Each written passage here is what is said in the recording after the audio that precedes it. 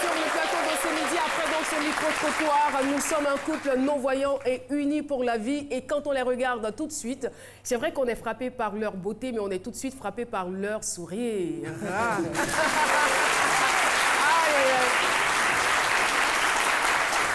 Nous sommes donc en compagnie de Maître Mensa, épouse Roger Gouria. Elle est avocate, elle préfère qu'on dise avocat et présidente du mouvement ivoirien des citoyens handicapés. Et M. Roger Gouria, son époux, est président de l'association de coopération avec la Côte d'Ivoire et d'aide aux handicapés dont le siège se trouve en France et directeur général de Entreprendre avec sa différence qui est une entreprise à caractère social et solidaire. Les Roger Gouria, on est vraiment très heureux, très content de vous avoir sur ce plateau. Et je le disais donc à l'entame de cette émission, on vous recevra donc en deux parties. On démarre aujourd'hui. Nous sommes un couple non-voyant unis pour la vie, acte 1. C'est aujourd'hui. Alors, on est tout de suite curieux de savoir comment est-ce que cet accident ou cet incident est arrivé. On va commencer avec l'homme pour cette fois-ci. Avec l'homme? Avec l'homme, voilà. Je pensais que galanterie oblige. Oui, bien sûr. Avec la femme, non? C'est un dessin, en fait. D'accord, c'est un Caroline. dessin, puisque ça a été d'abord vous, oui, voilà, dans les années 80. tout à fait. Ça ne vous rajeunit pas, d'après vous-même? Ça ne rajeunit pas, non. On vous écoute. Voilà.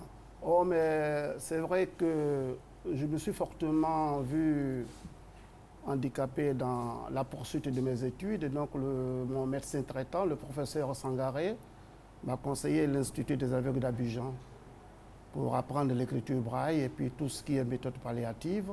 Je suis resté donc dans cet établissement pendant une année. Vous étiez en quelle classe?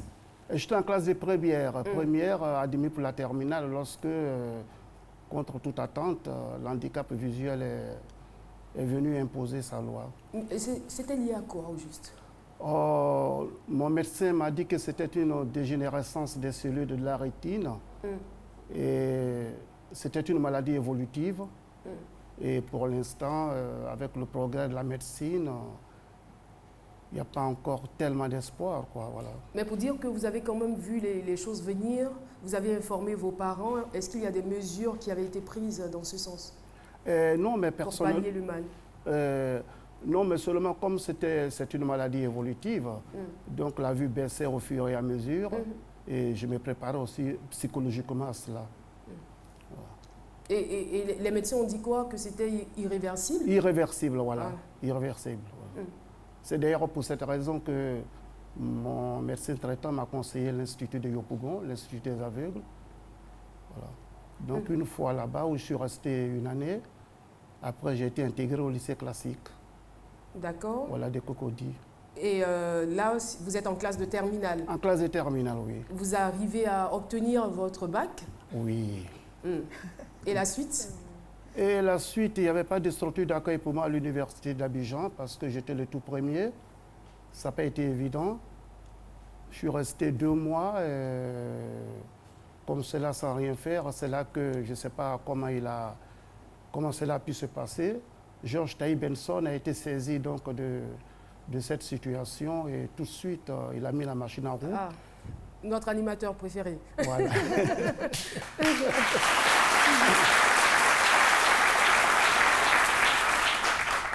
Donc une invitation sur le plateau et une semaine après, le président Houphouët-Boigny a été saisi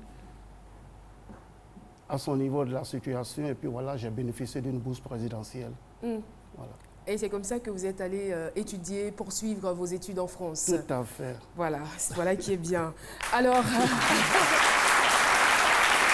on va s'intéresser à présent à votre magnifique épouse. Elle est tellement belle. Je ne sais pas si vous en avez conscience. Mais je sais qu'elle est belle. Et comment c'est intervenu chez vous et à quel moment? Moi, à la différence de Jacob, moi, j'étais déjà en fonction, hein, j'étais déjà avocat. Et puis, j'ai commencé, c'était en 2004, j'ai commencé à me sentir mal.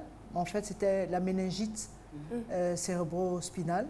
je ne sais pas très bien si on dit cérébrospinal ou spino-cérébral, mais enfin, bref, la méningite. Spino-cérébral, ça sonne encore mieux. Bon, hein. Ouais. Spino-cérébral. Ça fait plus joli. Mais ce qui est sûr, c'est très destructif. Et donc, cette maladie-là, elle n'a pas été détectée à temps. Donc, malheureusement, en 2004, comme je disais, au mois de décembre, c'était le stade terminal. Le virus avait atteint tout son paroxysme. Vous n'aviez pas été vacciné? J'avais été vaccinée, mais en fait, c'est pas à la suite que j'ai appris qu'il y a 3 types de méningite. Ah. Voilà, il y a 3 types, il y a 3 souches, hein, d'après les médecins, 3 souches, disent-ils, de méningite. Et donc, moi, j'avais fait le vaccin.